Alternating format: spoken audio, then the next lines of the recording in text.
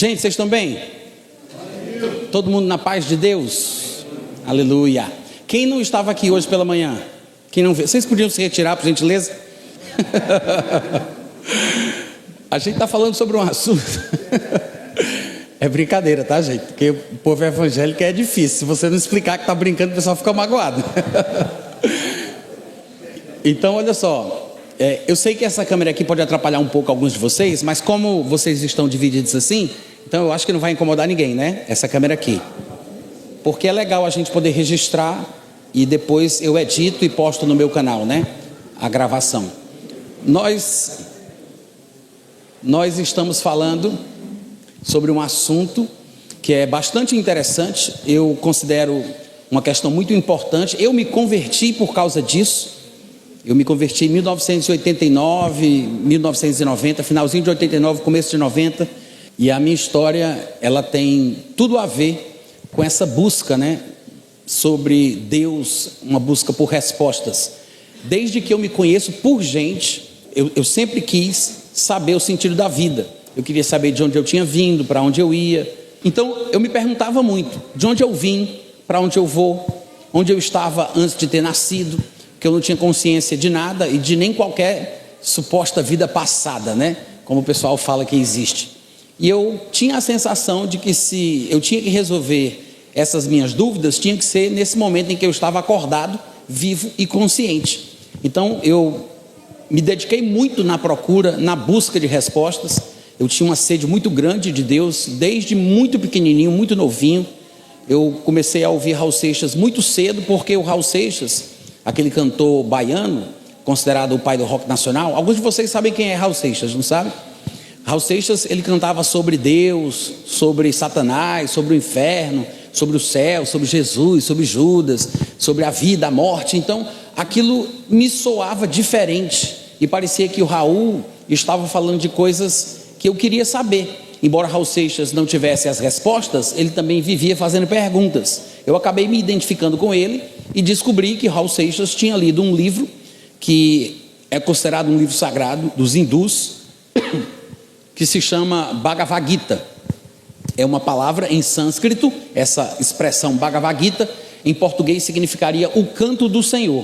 Inclusive, com base nesse livro Bhagavad Gita, Raul Seixas fez uma música chamada Gita, que ele disse que andou pelos 4 cantos do mundo procurando, mas foi justamente num sonho que Deus falou com ele. Aí Deus começa a dizer: às vezes você me pergunta por que é que eu sou tão calado, não falo de amor quase nada, não fico sorrindo ao seu lado, você pensa em mim toda hora, me come, me cospe, me deixa, talvez você não entenda, mas hoje eu vou te mostrar. Aí Deus começa a contar para ele o que é que ele é. Aí tem aquele coro, Gita, Gita, Gita, que é o nome do livro, Bhagavad Gita. Essa história da onde Raul Seixas pegou esse texto para fazer essa música estava nesse livro sagrado, e seria uma conversa de uma das encarnações de Deus, que foi Krishna, a encarnação de Vishnu. Eles não chamam encarnação, mas eu falo assim para a gente entender. A palavra que eles usam é avatar, que hoje talvez seja mais popular na área de mídias, de jogos, né? A palavra avatar, ela se popularizou, é uma palavra do sânscrito, que significa uma espécie de extensão, representação.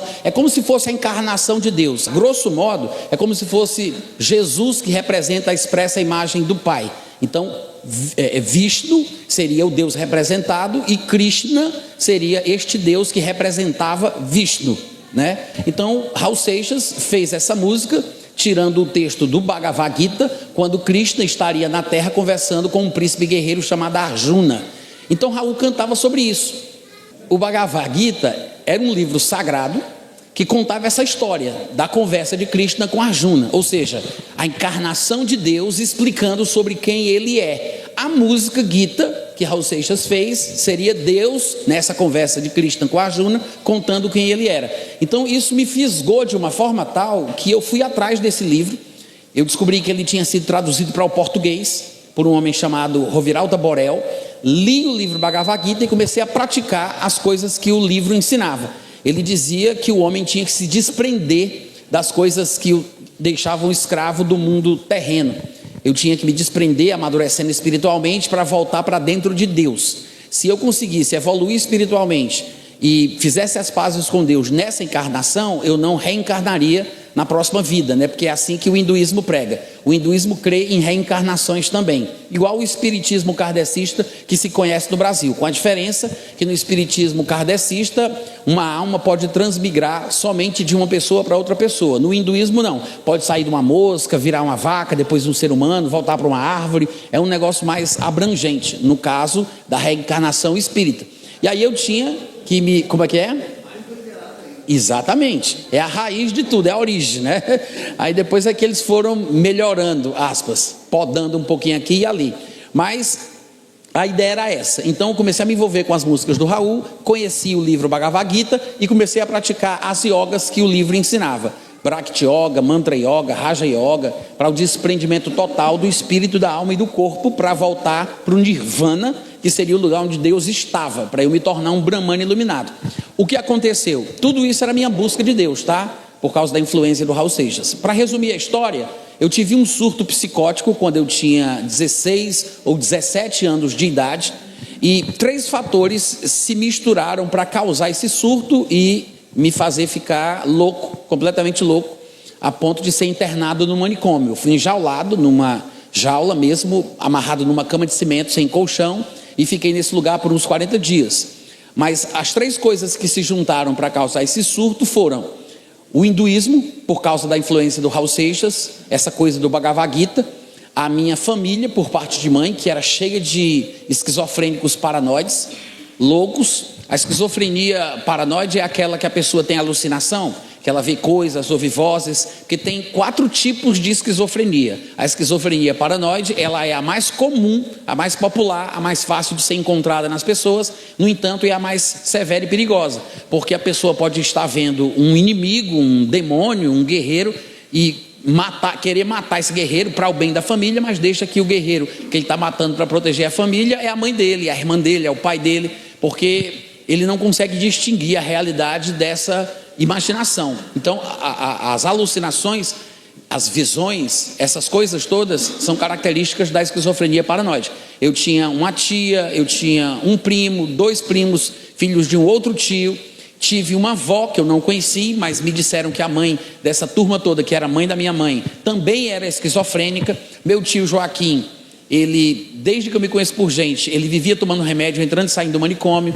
Ele teve 2 filhos, Daniel e André, também ficaram loucos. Um deles foi assassinado por causa de alguma coisa que ele andou fazendo de errado com alguém. O pessoal bateu nele até a morte. E um primo meu, Fernando, ele se matou, também louco, esquizofrênico. Então assim, era uma família perturbada com essa coisa de esquizofrenia. E eu também acabei tendo o mesmo surto aos 16, 17, por ali, por causa da influência do Raul Seixas, das músicas que ele cantava, o Bhagavad Gita, a questão da família e as drogas. Foram os 3 fatores que se juntaram, né? Porque eu também era usuário de drogas. Eu acho que eu comecei com 12, 13 anos de idade, mas sempre em busca de Deus, aquela coisa, pensando, meditando, procurando respostas. Aí tudo isso se somou, as drogas, as músicas do Raul e a questão da minha família. Tive um surto, tentei matar minha irmã, tentei me matar também. É uma história muito grande, eu não vou contar para vocês, eu acho que não interessa. Mas o fato é que depois que eu saí do manicômio, minha mãe tinha se convertido, minha irmã tinha se convertido, meu primo tinha se convertido, um amigo de infância, todo mundo virou crente, né? Por causa daquele acontecimento. E aí começaram a pregar para mim, pregar o evangelho, aquela coisa para eu me converter, e eu não aceitava. E começaram a me levar para a igreja. Quando eu cheguei na igreja que eles me levaram, nessa igreja para onde eles estavam indo, o pessoal pregava que Deus escolhia pessoas para ir para o céu e pessoas para ir para o inferno. Ou seja, eu estava fugindo do diabo no mundo, ele me esperando dentro da igreja para me dar a paz do Senhor, né? Porque o que o Raul falava, embora parecesse ser muito bonito, ele também defendia a ideia determinista e predestinista, porque esse é o pensamento hindu, que há castas, nas quais as pessoas nascem, das quais elas não conseguem migrar. Então, se a pessoa está numa casta, por uma determinação do karma, ela vai morrer ali. São classes pré-definidas antes da pessoa nascer. A despeito da crença das reencarnações, né? A pessoa que está nessa vida, ela vai estar numa condição até a morte, porque foi pré-definida pelo karma, uma força supostamente espiritual, soberana, que determinou onde estariam as almas dos homens. É assim que o hinduísmo prega. Tanto que Raul Seixas, pela mistura da influência hinduísta e gnóstica, eu falei do gnosticismo hoje um pouquinho pela manhã, a gente vai mergulhar sobre isso depois, mas por causa da influência do gnosticismo e do hinduísmo, Raul Seixas, ele fazia muitas músicas que davam passavam esse sentimento de predestinação, de destino estabelecido. Uma dessas músicas foi baseada num evangelho chamado o Evangelho de Judas, que é um evangelho gnóstico. Esse evangelho gnóstico foi escrito há muitos anos atrás. O livro de Irineu, que eu mencionei, que foi discípulo de Policarpo, que era discípulo de João, que escreveu o evangelho, o livro de Apocalipse. Irineu foi discípulo de Policarpo, que foi discípulo de João. No ano 180, ele escreveu um livro chamado Contra as Heresias, que é o volume 4 daquela série da Patrística, publicada em português pela editora Paulus, que é uma editora católica. Nesse livro, Contra as Heresias, Irineu cita o Evangelho de Judas, no ano 180, olha só, esse Evangelho de Judas, ele ficou desconhecido, a não ser pela citação do livro de Irineu, até o ano de 1970 e pouco. Nos anos 80, o Evangelho gnóstico de Judas foi descoberto. Hoje ele já existe publicado em português. Eu não sei se vocês já viram por aí, mas se você for numa livraria, você procurar na internet, você vai encontrar para vender em português o Evangelho de Judas. Quem aqui já se deparou com esse evangelho? Quem já viu que existe? Vocês sabiam disso? Pois existe. Depois vocês procuram no Google, vocês vão ver. Esse evangelho de Judas era um evangelho gnóstico que acabou chegando até a gente porque foi preservado. Com base nesse evangelho que foi descoberto nos anos 80, nos anos 70 e pouco, né, ali na década de 70 a 80, Raul Seixas fez essa música, claro, misturando as filosofias hindus, tanto o predestinismo do hinduísmo como o predestinismo dos gnósticos, ele usou para fazer essa música que se chama Judas. E nessa música ele diz assim, isso antes de eu ser evangélico, tá? Eu ouvi essa música antes de ser evangélico. Depois que eu me converti, eu fui para uma igreja que disse a mesma coisa que Raul Seixas estava cantando, para vocês entenderem por que eu disse que Satanás estava me esperando lá dentro da igreja para me dar paz do Senhor. Porque na música Raul dizia assim, ele dizia que Judas fazia parte de um plano secreto, amigo fiel de Jesus, que havia sido escolhido por ele para pregá-lo na cruz. Cristo teria morrido como um homem, o mártir da salvação, deixando para Judas, o seu amigo, o sinal da traição. Tudo isso porque lá em cima, na beira da piscina, olhando os simples mortais, nas alturas, fazem escrituras e nunca nos perguntam se é pouco ou demais. Aí Judas continua cantando, ele é o eu lírico da canção, né? É Judas que estaria cantando. Aí ele diz, se eu não tivesse traído, se Judas não tivesse traído Jesus, se eu não tivesse traído, eu teria morrido cercado de luz, porque fazia parte dos 12. Mas o mundo então não teria a marca sagrada da cruz. E para provar que me amava, pediu outro gesto de amor. Pediu que o traísse com um beijo que a minha boca então marcou. Porque lá em cima, na beira da piscina, olhando os simples mortais, nas alturas, fazem escrituras. E nunca nos perguntam se é pouco ou demais. É diabólico ou não é? Mas você percebe que é profundo, que é um negócio que nem todo evangélico consegue rebater. Se você falar isso para um calvinista, ele diz amém, aleluia, glória. Por quê? Porque é exatamente a mesma coisa que os calvinistas pregam. Que eles acham que quando a Bíblia chama Judas de filho da perdição, significa que não tinha como ele ser outra coisa ou fazer outra coisa. Porque supostamente Deus havia destinado Judas a fazer o que ele fez para que Jesus pudesse morrer e salvar os eleitos. Porque na visão calvinista, Deus não ama a todos, Jesus não morreu por todos, somente os eleitos que são as pessoas por quem Jesus teria morrido. Ou seja, são os únicos a quem Deus ama, os únicos por quem Jesus morreu. Então tudo isso teria que acontecer para que os eleitos, não todos, pudessem ser salvos. Então isso me perturbava muito, porque eu não aceitava a ideia de que Deus fosse assim, e isso me revoltou. Entrou tudo em curto-circuito, tive um surto psicótico, fui internado. Quando eu saí do manicômio, que o povo começou a me levar para a igreja, me levaram para uma igreja onde o povo dizia que Raul Seixas já estava certo. Imagina como eu fiquei, novo convertido, né? Ainda tinha brinco na orelha, tinha um cabelão grandão, era bem doido, bem diferente do que eu sou hoje, mas eu só sabia falar gíria e palavrão. Cheguei dentro da igreja lá e o povo querendo falar para mim aquelas coisas, e eu disse, não é possível, eu estou fugindo do diabo no mundo, ele está me esperando dentro da igreja para me dar a paz do Senhor. Isso não é possível. Aí pronto, aí foi quando começou a minha saga, a minha busca por respostas. Porque eu já tinha procurado no mundo e tinha ficado louco com essas ideias de que Deus controla tudo e que tudo que acontece é porque foi predeterminado no mundo espiritual, porque está escrito, tem que acontecer. Aí eu chego na igreja, o pessoal diz, é isso mesmo? E eles usam a Bíblia para provar que isso é assim. O que é que eu ia fazer? Novo convertido, tomava remédio controlado ainda, né? Graças a Deus, faz mais de 30 anos que eu não tomo mais aquele remédio, né? Porque Deus ainda cura, amém, gente? Aquela igreja onde eu fazia parte, não acreditava nisso não. Se fosse por ele, eu estava doido até hoje, tomando remédio até hoje, né? E crendo nessa loucura que não faz o menor sentido. Não era uma igreja nominalmente calvinista, tá? Eles paqueravam com o calvinismo. Os pregadores, professores de escola bíblica dominical, os diáconos, os presbíteros eram calvinistas enrustidos. Eles tinham uma paixão enrustida pelo calvinismo. Mas a igreja não era calvinista. Era uma igreja relativamente comum, só que você sabe que hoje em dia, quando você começa a querer estudar um pouco mais, a maioria dos livros que você vai se deparar tem alguma coisinha de calvinismo ali. Se você não souber se proteger, você vai ser contaminado sem sentir, né? Depois de um tempo que você só lê aquilo, você vai estar com ideias calvinistas sem saber de onde veio, porque muita literatura evangélica, infelizmente, está envenenada, contaminada com pensamentos predestinistas, tá? Mas essa é a minha história. É exatamente por causa disso que eu lutei e luto até hoje contra o calvinismo. E a minha forma de falar do calvinismo é diferente. Se você observar as pessoas que falam contra o calvinismo, normalmente eles têm muito dedo, muito tato, porque tem muito respeito pela posição, pela interpretação, mas eu chamo de diabólico.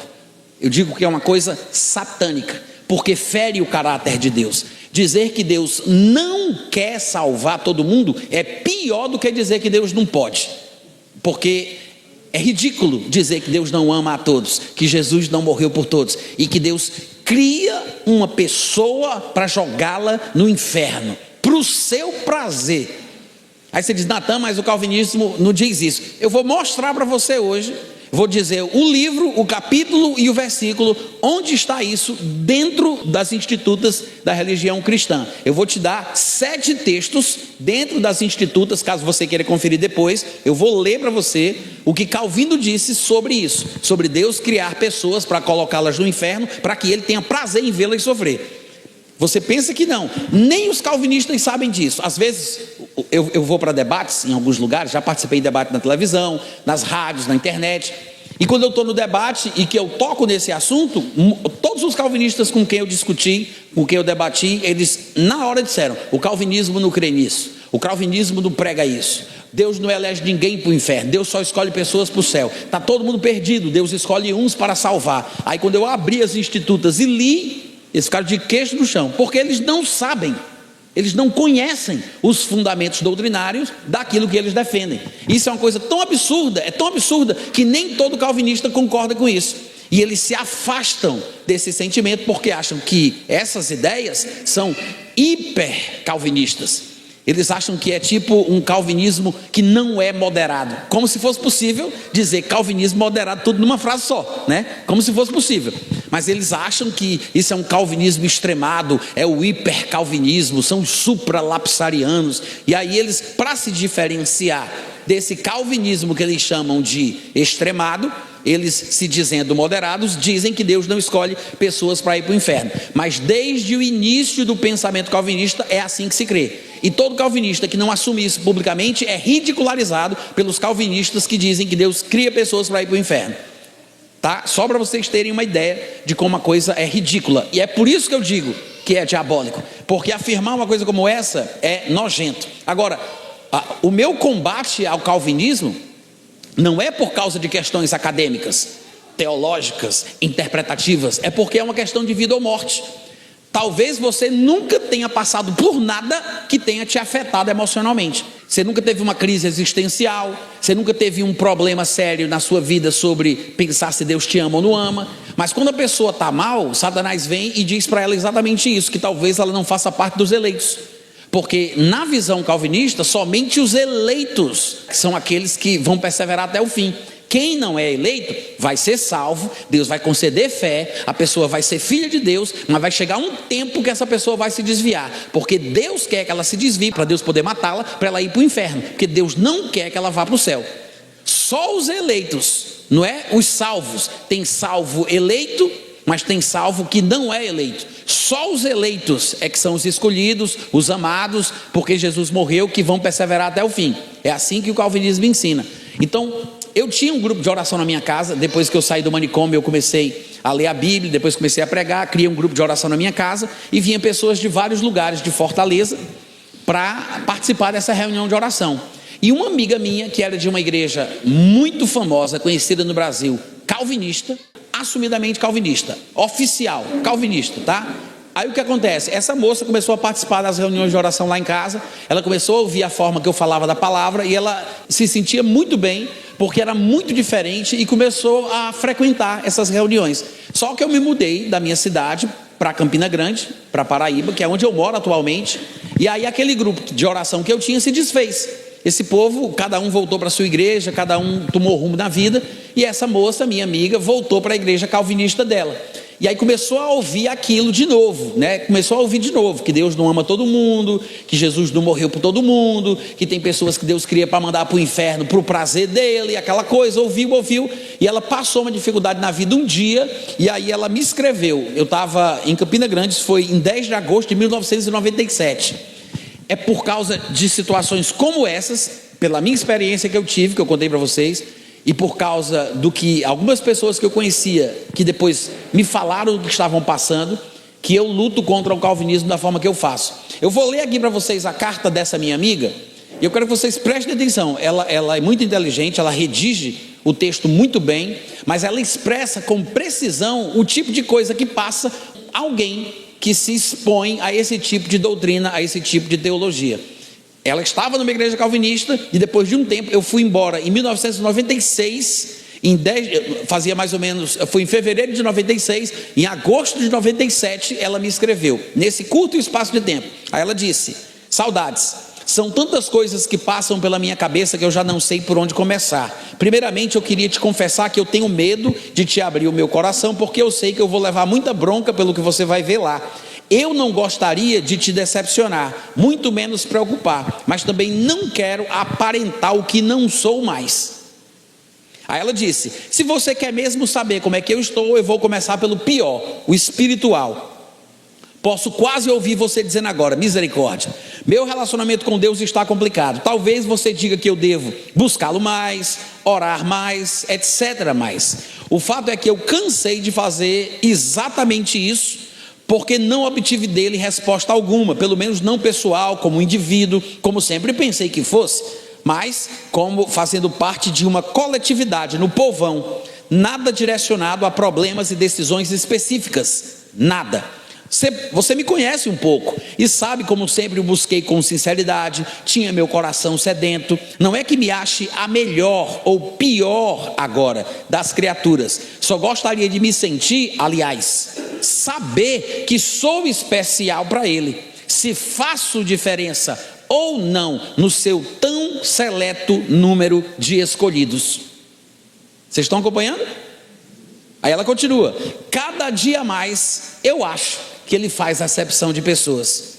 Imagino que você deve estar de queixo caído ao ler tudo isso, altamente decepcionado e super aflito. Desculpe-me, sei que devo estar beirando o abismo da blasfêmia, mas eu gostaria que Ele se manifestasse de alguma maneira, nem que fosse para me repreender. Tudo o que eu fiz ou disse nesses tempos foi só para chamar a atenção dele. Afinal, Deus não corrige o filho a quem ama? Então, ou eu não sou filha, ou Ele não me ama. Não sei mais nem o que pensar.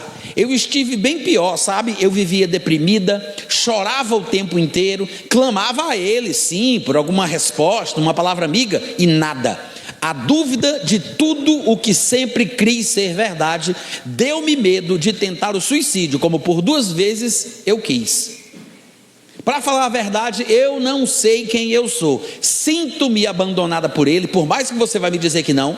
Sinto-me órfão de pai pela 2ª vez. Tenho medo de tudo. Acho-me vulnerável. Não sei no que crer. no final eu acho que ele conspira contra mim, porque eu me rebelei, eu vivo temendo a sua vingança. Se a predestinação existe, como alguns acham, será que eu não fui escolhida para outra coisa e eu é que estou insistindo em querer ser parte do povo eleito? Sabe o que eu queria? Eu queria respostas. Eu queria dialogar com alguém que me conhecesse e não me recriminasse logo de cara. Eu preciso de ajuda, eu sei disso, mas eu tenho tanto medo de conversar com alguém a respeito de tudo isso. Talvez ninguém entenda que eu, que sempre fui tão firme, sempre fui tão crente, e era mesmo, eu esteja passando por uma crise mais ou menos de 18 meses, 1 ano e meio, tão forte quanto essa. Mas como se diz, quanto maior o gigante, maior é a queda, né? Minha mãe talvez até suspeite, mas não tem certeza do que está acontecendo. E eu quero que continue assim. Ela já tem preocupação demais. Até porque quem deveria ser o mais preocupado com a ovelha que se perde, falando de Deus, continua para mim surdo, mudo e cego. Talvez eu me aproximando de você, ele agora me note. E você também, vê se não me esquece, desculpe o besteirol acima, mas não me abandone, aguardo ansiosa os seus carões. E aí? Não é forte? Aí você diz, Natan, isso não acontece não. Acontece mais do que você imagina. Pode ser que tenha gente aqui dentro que está passando por isso e você não sabe. Porque isso aqui é uma coisa silenciosa, que vai crescendo dentro do coração das pessoas, essa insegurança, essa incerteza. E o que faz esse câncer, porque o calvinismo é um tumor maligno no corpo de Cristo, que o povo trata como tumor benigno, tá? Eu vou repetir, o calvinismo é um tumor maligno no corpo de Cristo, que o povo trata como tumor benigno, achando que não faz mal, que é só uma questão de opinião, não é nada demais, não mata, não prejudica tanto, é besteira, não concordo, mas não é tão prejudicial como o pessoal imagina. É muito mais do que você imagina. E eu venho pregando desde 1990, e eu falo sobre isso constantemente, tem vários vídeos meus na internet, e o povo que me ouve acaba me mandando cartas, mensagens, e-mails, comentários dos meus vídeos do YouTube, e eu já fiquei sabendo de várias pessoas que se mataram. Essa minha irmã, graças a Deus, essa minha amiga, graças a Deus, ela não chegou a isso, mas eu sei de pastores que se mataram da minha cidade, da minha terra natal, de Fortaleza, por causa do calvinismo. Gente que tentou se matar, não conseguiu. Gente que se jogou na frente do trem e morreu. E por aí vai. Igrejas que se dividiram. Famílias que também ficaram em confusão e pararam de falar uns com os outros. Porque divide. É uma coisa que não tem como ter comunhão. É muito complicado. Ou seja, muitas vezes a gente está brincando com isso, achando que não é nada demais. Mas isso dá uma cegueira tão grande no coração das pessoas, que elas não conseguem perceber o absurdo onde elas estão se metendo. Supor que Deus cria uma pessoa para ir para o inferno e que não tem o que essa pessoa faça para ser salva, se Deus não quer, ela nunca vai conseguir. Quando a pessoa se convence que talvez ela não seja eleita, porque todos os calvinistas que defendem essa idiotice, essa imbecilidade, se acham eleitos. Nenhum deles se acha réprobo. Nenhum deles acha que vai para o inferno. Todos eles se acham eleitos. Mas no dia que um homem desse passar por uma crise, se desviar, qualquer besteira assim, ele vai achar que ele é um predestinado para o inferno. E aí eu quero ver ele se recuperar, depois que ele estiver convencido dessa loucura. Vocês estão me entendendo, gente? Então, isso é o calvinismo. É uma coisa prejudicial que prega algo impossível sobre o caráter de Deus, tá? E eu queria falar um pouquinho sobre essa questão. Eu não sei se eu conto para vocês da onde surgiu o calvinismo, porque eu tenho falado que a origem do calvinismo vem do gnosticismo, mas eu sei que ninguém sabe o que é gnosticismo. Alguém aqui sabe o que é gnosticismo? Alguém sabe? Alguém já ouviu falar sobre gnosticismo? Poucas pessoas sabem. Por quê? Porque é uma coisa sobre a qual não se fala, que é exatamente por isso que a gente não entende de onde surgiu o calvinismo. O gnosticismo foi uma das primeiras seitas cristãs, uma das mais perseverantes, das mais perigosas, que durou durante muito tempo e não foi completamente vencido. Estudiosos da área dizem que o gnosticismo existia antes de Jesus nascer. Vocês já ouviram falar dos essênios? Judeus essênios? A gente conhece bem os fariseus e os saduceus, né? Porque eles aparecem na Bíblia. Mas tinha um grupo de judeus místico, né, metido a conhecedores de revelações mais profundas. Esse povo, alguns estudiosos dizem que o gnosticismo surgiu lá, entre os essênios, e aí ele avança para a era cristã, entrando no cristianismo, mas supostamente teria vindo de lá.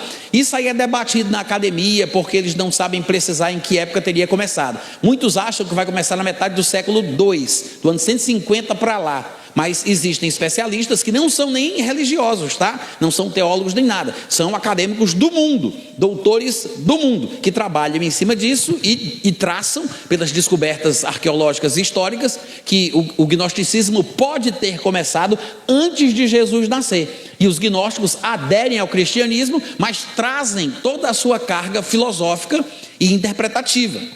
Os gnósticos, a palavra gnose, da onde vem o termo gnosticismo, é uma das palavras gregas para conhecimento. Inclusive a gente tem em português muitas palavras que são formadas a partir dela, né? Prognóstico, diagnóstico, é tudo em cima da palavra gnose, que significa basicamente conhecimento. Então, os gnósticos eram aqueles que se diziam detentores de um conhecimento supostamente mais profundo, ou seja, eles sabiam mais do que todo mundo. Eles sabiam coisas que os outros não sabiam, e só eles poderiam ouvir e entender a palavra do Pai, porque Jesus podia falar, e uma pessoa que não fosse escolhida, que não tivesse a gnose, o conhecimento, essa revelação particular, ela não entenderia o que Jesus está falando. Ou seja, Deus teria que fazer essa pessoa entender o que Jesus dizia, através de uma seleção especial, para que ela pudesse ser abençoada. O gnosticismo foi uma seita muito doida. Eu vou contar algumas coisas para vocês do que o gnosticismo entendia, acreditava, só para vocês perceberem da onde surgiu o calvinismo. O gnosticismo, ele juntava várias filosofias gregas, e todo tipo de ideia que surgisse, o gnosticismo dava um jeito de assimilar aquele pensamento. Eles praticamente não excluíam nada, tudo podia ser útil para se somar na filosofia gnóstica, né? O conhecimento, nada era desprezado, tudo era reinterpretado e colocado dentro do bojo do gnosticismo. Então, o que é que eles acreditavam? O gnosticismo, por causa das filosofias gregas que eles também tinham assimilado, o estoicismo, o neoplatonismo e muitas outras coisas, eles achavam que existiam substâncias eternas, boas e ruins. Eles diziam que, por exemplo, existia um céu, que era o céu verdadeiro, onde Deus, o Criador de todas as coisas, estava. Esse lugar eles chamavam de pleroma, é uma espécie de plenitude, onde está a plenitude e a totalidade de Deus. Deus, ele emanava de si algumas características, amor, vida e várias outras coisas mais, fidelidade, justiça. Essas características divinas que emanavam de Deus se transformavam em deuses, que no gnosticismo eram chamados de éons, que é a palavra grega para eternidade, era e por aí vai. Então estes éons eram extensões de Deus que saíam em pares, como casais. Ou seja, tinha sempre um casal de características divinas. Entre estes casais, que eles chamavam de sísiges, vocês não precisam decorar esses nomes, é só para vocês saberem, vai ficar registrado, depois vocês podem pesquisar. Mas esses casais que existiam nesse lugar, no pleroma, tinham vários deles, mas um casal em particular é interessante para a gente saber quais eram. Um desses casais era formado por Cristo e Sofia. Sofia é a palavra grega para sabedoria, né? Então Cristo e Sofia eram um desses casais que saíram de Deus, que viviam nessa realidade espiritual suprema, nesse lugar que eles chamavam de pleroma, tá? Muito antes da criação do mundo. Só que Sofia, com as suas características de querer entender tudo, porque a própria palavra significa sabedoria, ela procurou entender como é que Deus, o Pai, criava todas as coisas. E nessa busca por respostas, por entender como é que Deus Todo-Poderoso fazia para criar, ela acabou desejando ser capaz de criar também. Afinal de contas, ela seria uma dos deuses gerados por Deus, e ela tinha características divinas. No desejo de criar também, ela acaba gerando um filho sem a participação do seu marido, que era Cristo, e sem a aprovação do pai, que era o Deus verdadeiro. Ou seja, é um filho gerado por ela sozinha, bastardo, que acaba sendo um semideus. Este Deus gerado por Sofia passou a ser conhecido ou chamado, tratado pelos gnósticos como demiurgo. Eles também chamavam de o Uno, de Deus e de vários outros nomes. Mas não era o Deus, o primeiro Deus, o protopai, como eles chamavam. Esse Deus verdadeiro, o primeiro Deus. Era um Deus baixo, fraco, pequeno. Mas foi esse Deus, filho bastardo de Sofia, que criou o sol, a lua, as estrelas, o homem, o mundo. O Deus que aparece no Antigo Testamento. Então, quando aparece Abraão, aparece a Moisés, fala pelos profetas, tudo isso aí é consequência da obra deste Deus menor, que era o único Deus que os homens conheciam.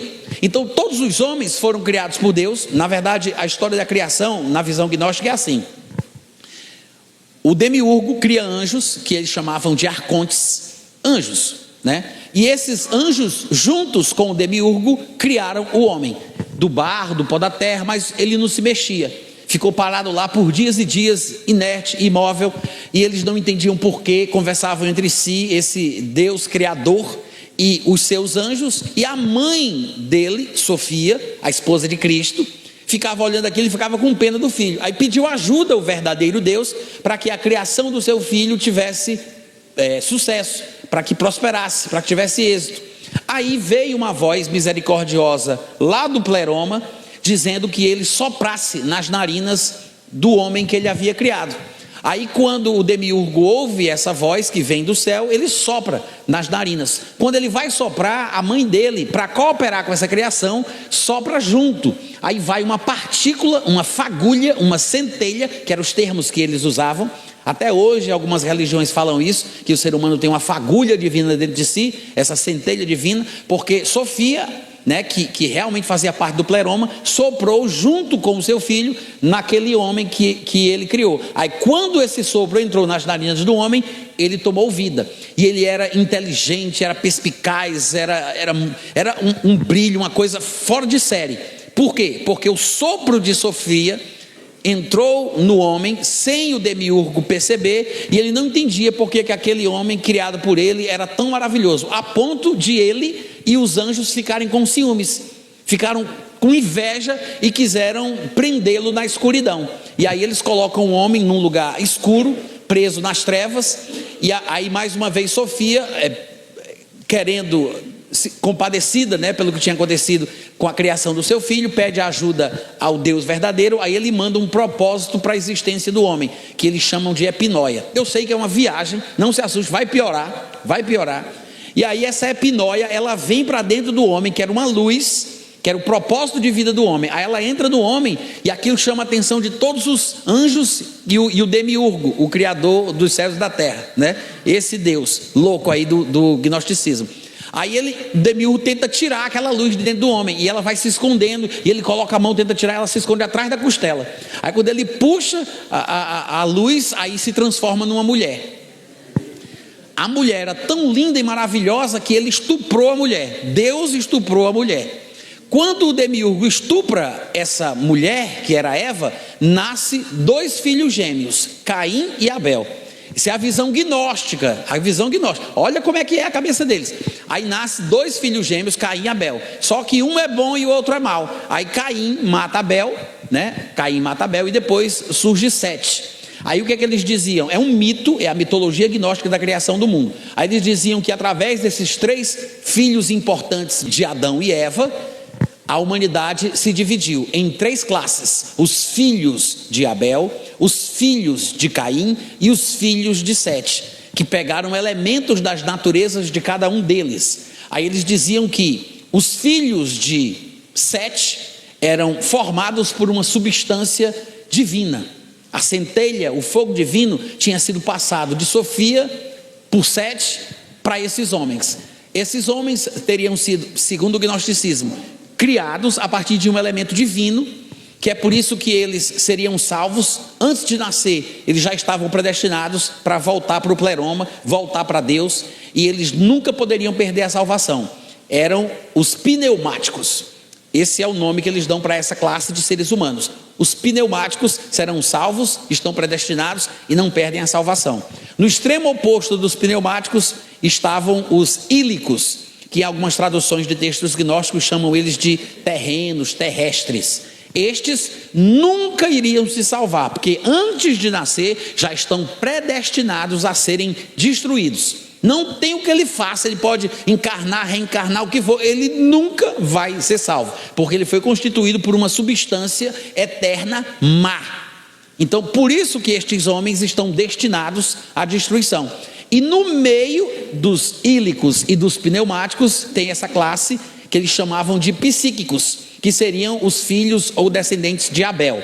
Os descendentes de Caim seriam os ílicos, os descendentes de Sete seriam os pneumáticos e os descendentes de Abel seriam os psíquicos. Quem são os psíquicos? Na visão do gnosticismo, os psíquicos são todos os que estão na igreja de Cristo.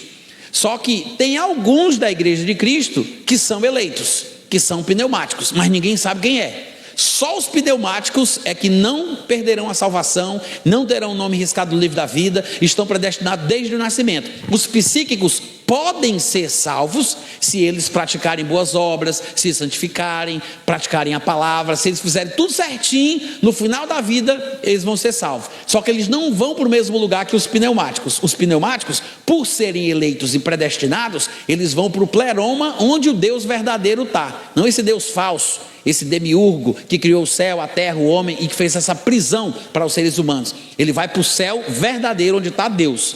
Esse é o pneumático. Se o psíquico for salvo, ele vai para um céu de segunda classe, chamado de intermediário. E os ílicos nunca vão ser salvos. Se o psíquico não fizer por onde para se salvar, se viver em pecado, etc e tal, ele vai ser destruído igual os ílicos. E se o pneumático ficar pecando, não importa, ele está destinado para o céu, ele nunca vai perder a salvação.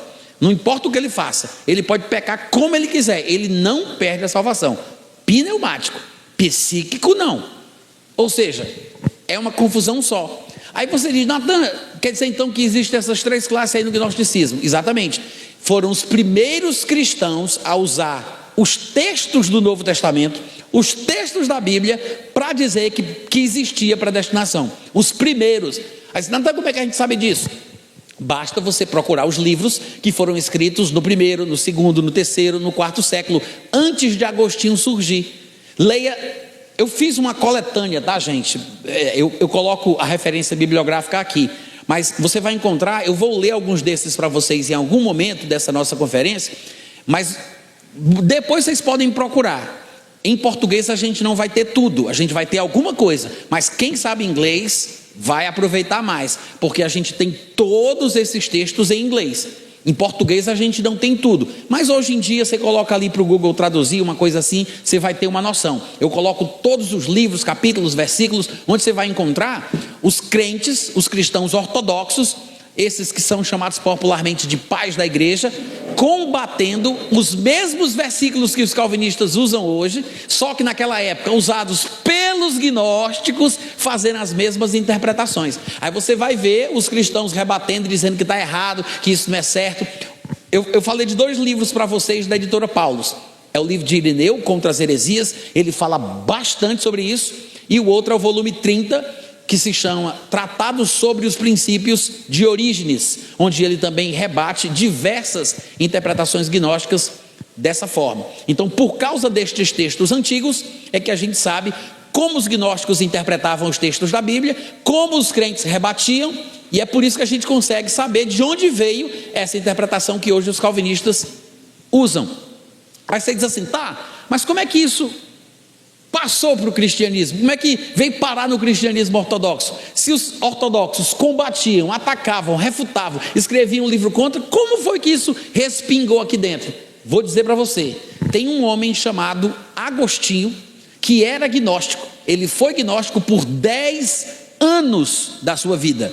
10 anos. Ele nasceu no ano de 354, se converteu ao cristianismo no ano de 386, através da pregação de um padre neoplatonista chamado Ambrósio, e aí ele se radicaliza no ano de 411, até o dia da sua morte, que vai ser no ano de 430, Agostinho pira o cabeção e começa a colocar dentro do cristianismo as coisas que os gnósticos pregavam. Do ano 412 ao ano 430, Agostinho traz de volta o gnosticismo. Ou seja, Agostinho saiu do gnosticismo, mas o gnosticismo não saiu de Agostinho. Ficou ali incubado, guardado, fermentando. E aí ele, como crente, escreveu diversos livros contra os gnósticos. O gnosticismo tinha várias linhas de pensamento. A linha que Agostinho seguia era a linha maniqueísta, porque Mani era um persa que tinha feito toda uma sistematização. Mas Mani não foi o único que, dentro do gnosticismo, criou uma linha própria interpretativa. Havia vários proponentes, vários líderes, que os segmentos, como o Marcião, que a gente falou aqui, que tinha os marcionistas, tinha os valentinianos, tinha os basilidienses, tinha os simonitas, tinham os zofitas, tinham vários gnósticos. O Agostinho, ele era um gnóstico de viés maniqueísta, por causa que ele seguia a linha de Mani, tá? Mas era gnóstico também. E no começo da caminhada cristã dele, ele escreveu contra o gnosticismo, no qual ele esteve por 10 anos, escrevendo para ex-companheiros de maniqueísmo. Tem livros dele contra o gnosticismo, escritos para Fausto, Félix, Fortunato. Inclusive, nesse livro Contra Fortunato, que você encontra ele em português, você vai ver Agostinho defendendo Efésios 2 de forma diferente, para refutar a interpretação dos gnósticos de que Efésios 2 provava de que o homem era totalmente corrompido, depravado, e que não conseguiria ter a salvação se Deus não o ressuscitasse unilateralmente. E os gnósticos diziam que Deus tinha que dar o dom da fé para o cara nascer de novo, que é a mesma coisa que os calvinistas dizem hoje. Mas quem falava isso primeiro eram os gnósticos. E nesse livro Contra Fortunato a gente tem Agostinho combatendo essa interpretação gnóstica daquela época. De 412 para frente, Agostinho começa a ficar perturbado por causa de quê? Porque ele começa a debater com um monge cristão da Grã-Bretanha chamado Pelágio. Pelágio mexeu tanto com a cabeça desse homem que ele chutou o pau da barraca e disse: quer saber, vou vencer esse debate, não importa o que aconteça, nem que eu tenha que usar os argumentos dos gnósticos para poder calar a boca dele, porque ele começou a dizer tudo o que ele tinha dito antes. Todo o combate dele contra o maniqueísmo ele jogou por água abaixo. Ele foi tão longe, porque ele começou a se auto-refutar, que 4 anos antes de morrer, Agostinho escreveu um livro para pedir desculpa. O nome desse livro é Retratações. Você vai encontrar ele em qualquer lugar em português. Inclusive a editora Paulus vende ele. Ele se retratou, porque tudo que ele cria, tudo que ele falou, ele começou a dizer o contrário. E ele se retratou, não foi do erro do final da vida, não. Ele se retratou do que ele tinha dito no começo, que estava certo. Ele queria dizer que agora isso que ele estava falando no final da vida é que estava certo. E estava se retratando do que ele tinha ensinado antes. Vocês estão entendendo? Vocês entenderam ou não? Ele ensinou certo, eu vou repetir. Ele ensinou certo desde quando se converteu no ano de 386 até o ano de 412 aproximadamente, quando ele começa a debater com Pelágio, né? Porque a vida de Agostinho foi assim, teve os donatistas, aí teve outro grupo, aí depois chegou Pelágio, aí foi quando ele perdeu o controle emocional e começou a se extremar e escreveu os piores livros da vida dele, que são exatamente aqueles que contêm a doutrina gnóstica recodificada. Ele ressignificou os textos da Bíblia, ele criou uma nova narrativa, ele não criou novos termos, ele sequestrou as palavras da Bíblia, como predestinação, eleição, graça e todas as palavras que a gente conhece, e encheu essas mesmas palavras com os significados do gnosticismo. Vocês têm que entender que os gnósticos eram crentes, eles eram cristãos, eles se achavam mais sabidos do que os outros, eles é que explicavam o que o pessoal não estava entendendo. Aí o que foi que Agostinho fez? Ele trouxe esses significados mais profundos com uma linguagem mais ortodoxa, e aí sim causou essa divisão e esse racha. Agostinho, com essas suas invenções do final da vida, ele não foi aceito. As pessoas começaram a reclamar, a refutar, mas Agostinho era uma das maiores autoridades na época, amigo íntimo e pessoal do imperador da ocasião. E todo mundo tinha medo de Agostinho, porque Agostinho ele mandava matar. Ele não foi o criador, o pai da Inquisição, mas foi ele quem lançou a fundamentação teórica para que anos depois da sua morte o pessoal começasse a fazer a Inquisição, porque Agostinho no final da vida defendia matar quem fosse herético. Foi assim que começou esse negócio. Só que à medida que o tempo passava, muitos começaram a se levantar e atacar a doutrina que Agostinho inventou. Teve um concílio, há vários concílios da igreja, teve um no ano de 529, chamado Concílio de Orange, que definiu que quem defendesse aquilo que Agostinho tinha pregado no final da vida, que Deus cria pessoas para mandar para o inferno, seria amaldiçoado. Por quê? Porque isso estava se tornando uma coisa absurda, insuportável. Aí você diz, tá, mas Agostinho não é o patrono, fundador da Igreja Católica Apostólica Romana? Por que lá na Igreja Católica ninguém fala sobre isso? Porque se levantou alguns homens dentro da história, na comunidade católica, que foram atacando, falando mal, criticando, refutando, e isso foi ficando para trás. Um dos mais importantes do catolicismo que refutou Agostinho se chama São Tomás de Aquino, que se levantou e disse, está tudo errado, isso não é assim, isso não é bíblico, a Bíblia não ensina isso. E aí o catolicismo mudou. Eles ainda batizam crianças, que foi uma coisa que Agostinho institucionalizou na igreja cristã, dizendo que se a criança, o bebê, não fosse batizado, quando morresse ele ia sofrer no inferno. O bebê tinha que ser batizado, porque se não fosse batizado e morresse sem o batismo, iria queimar no inferno. Olha isso que Agostinho falava, né? Então eles ainda batizam crianças. Aí você diz, Natan, mas como é que pulou de lá, do ano 430, que é a data que Agostinho vai morrer, como é que pulou de lá para cá? Simples, porque na época da reforma, um monge agostiniano chamado Martinho Lutero trouxe um reavivamento na igreja e começou a pregar o que Agostinho tinha dito no final da vida. Ele trouxe as doutrinas de Agostinho de volta, foi um avivamento do pensamento de Agostinho, e aí depois dele veio Calvino, que para escrever para o rei da França, para provar que os protestantes estavam preservando a doutrina cristã verdadeira, citou o nome de Agostinho mais de 400 vezes no livro As Institutas da Religião Cristã, para provar para o rei da França que quem estava errado eram os outros, os católicos, e não eles, os protestantes, que estavam defendendo a doutrina do patrono fundador da Igreja Católica Apostólica Romana, que era Agostinho. Em outras palavras, é assim que da reforma para cá, nós acabamos recebendo essa herança dessa ideia, desse pensamento, dessa teologia.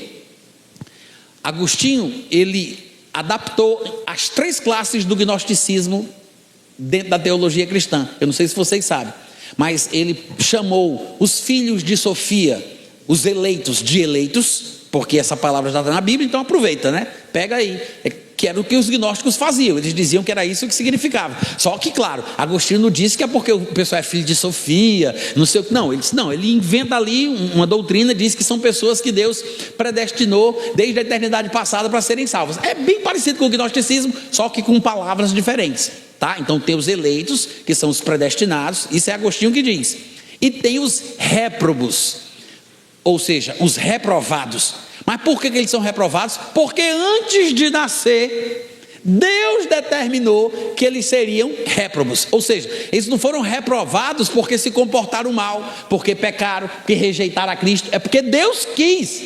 Ele nasce numa casta determinada por Deus. Antes dele nascer, ele nasce numa casta da qual ele não consegue sair. Aí você diz, tá, então os réprobos são os ílicos dos gnósticos, os eleitos de Agostinho são os pneumáticos dos gnósticos, e cadê os psíquicos? Você acredita que Agostinho também criou a classe para os psíquicos? Por incrível que pareça. Onde é que a gente vê isso? No livro de Agostinho chamado A Graça 2, publicado pela editora Paulus. O nome do livro é A Graça 2.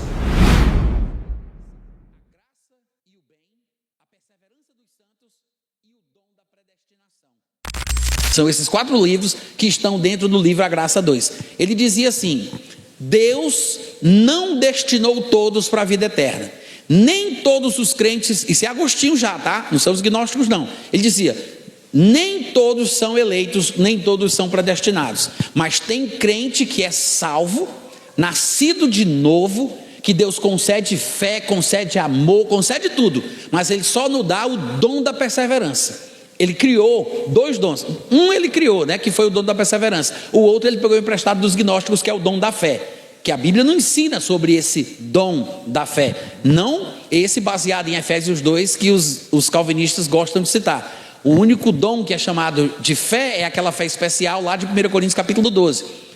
Que é um dom, uma manifestação do Espírito Santo, mas não é a mesma coisa de Efésios 2, como os calvinistas usam, para dizer que Deus concede esse dom naqueles que Ele quer salvar, que são os eleitos, que vão ser despertados, e depois, Agostinho dizia, Deus vai dar um segundo dom, que é o dom da perseverança, que aí vai fazer com que esse eleito nunca se perca, ou seja, os eleitos nunca correrão o risco de perder a salvação, não terão o nome riscado do livro da vida, e os outros crentes, que estão na igreja, que são salvos, que são filhos de Deus. Agostinho dizia: são salvos, são filhos de Deus, Deus deu o dom da fé para eles, mas como não são eleitos, Deus não deu o dom da perseverança.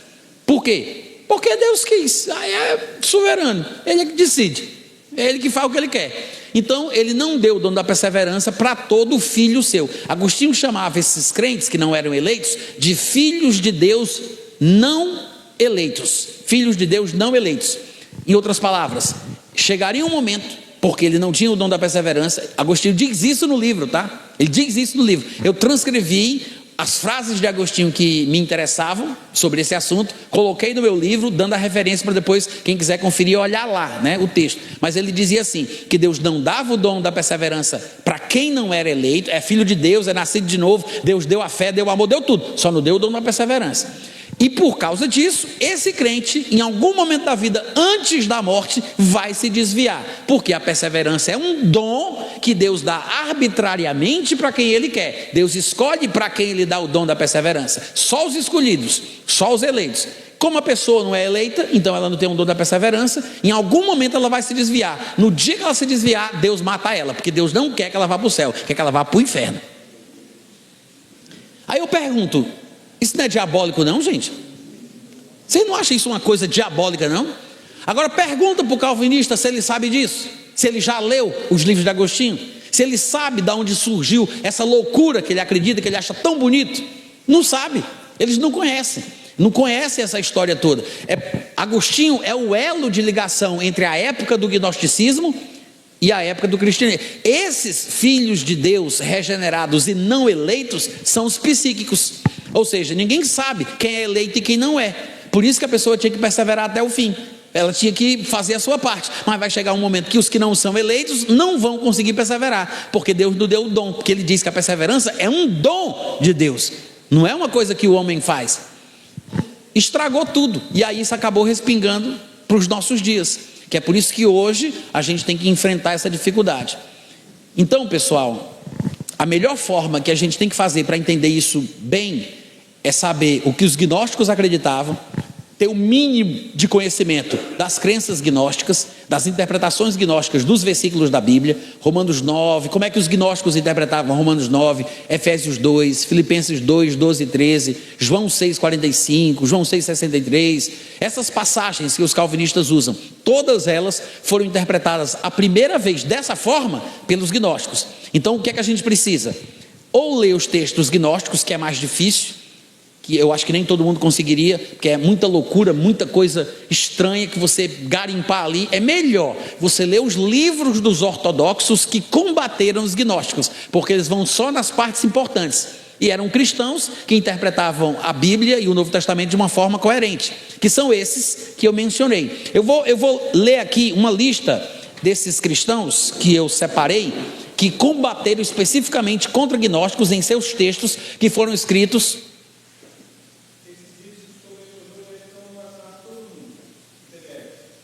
Quais livros?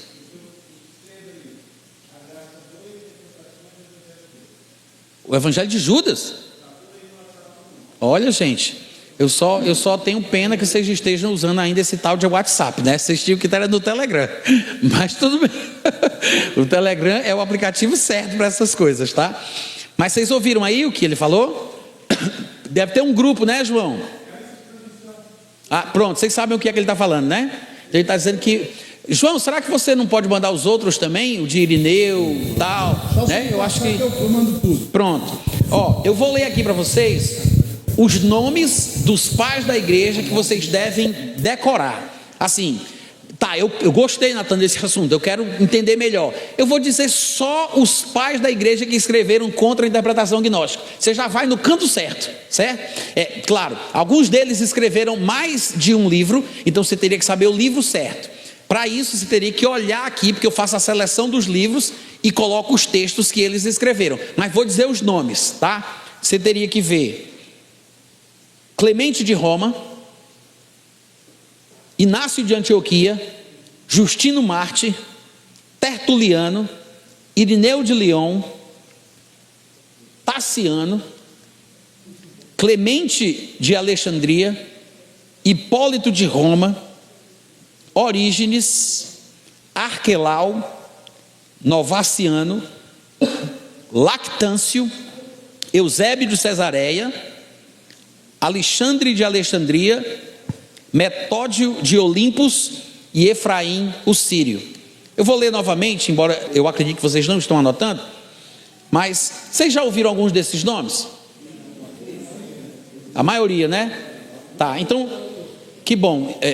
Não é todo mundo que sabe os nomes desse povo, não. Eu acho que vocês sabem mais porque vocês estão estudando, já devem ter ouvido, então vocês estão mais para cá do que para lá. Mas tem muito crente por aí que eu falo desses nomes e eles nunca nem ouviram falar. Mas são muito importantes, porque eles escreveram, alguns desses aqui escreveram para tratar diretamente com os gnósticos. E é por isso que é bom, porque a gente sabe o que eles combateram da interpretação gnóstica. E se a gente fizer esse dever de casa, ler esses livros e ver eles combatendo as interpretações gnósticas, a gente vai ficar com essa sensação. Agora vocês já sabem, mas se vocês fizessem isso sozinhos, vamos supor que vocês pegassem o livro de Irineu. Irineu deve ser um cara muito importante, ele foi discípulo de Policarpo, que era discípulo de João. Vou ler o que Irineu tem para falar. Se você tivesse, por alguma razão aí misteriosa, começado a ler o livro de Irineu, nunca tivesse me ouvido, você ia ficar com essa impressão: ué, Irineu está combatendo as coisas que os calvinistas pregam. Esses tais de gnósticos falam a mesma coisa que os calvinistas falam. Até a atitude deles de arrogância, soberba, que diminui os outros, trata todo mundo como se fosse ignorante, burro, abestalhado. Até isso, Irineu critica nos gnósticos. Olha que coisa impressionante. Irineu é um que faz isso, e Orígenes. Mas além de Irineu e Orígenes, porque esses livros têm em português, vocês conseguem achar fácil, mas tem outros desses. Arquelau, por exemplo, é fantástico.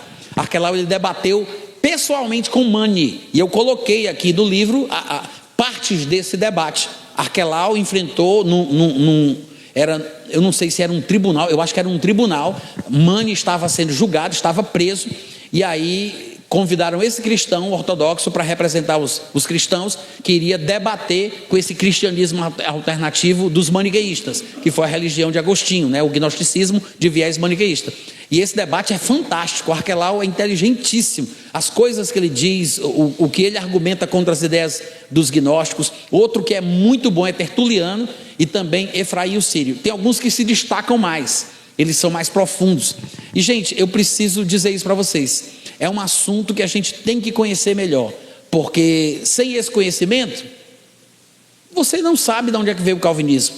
Você não entende que a origem dele é maligna, é diabólica, veio da pior seita cristã de todos os tempos, que não foi completamente vencida, porque ela acabou respingando através de Agostinho de volta na comunidade cristã, de onde ela teria sido supostamente expulsa, né? Mas acabou voltando dessa forma. É por isso que hoje é tão difícil a gente conversar com as pessoas, porque está tão impregnado a teologia reformada, que são fundamentos gnósticos, está tão impregnado na cabeça do cristão, que se você falar uma coisa para eles, eles vão dizer que você é herético. Por quê? Porque eles não percebem que a interpretação deles é que é herética, porque virou uma convenção universal esse pensamento e essas ideias. O que era ortodoxo antes de Agostinho passou a ser considerado herético, porque Agostinho disse que quem cresce daquela forma seria perseguido, seria preso, assassinado e por aí vai. Ou seja, são coisas sobre as quais a gente nunca ouviu falar, né? Que a gente não conhece.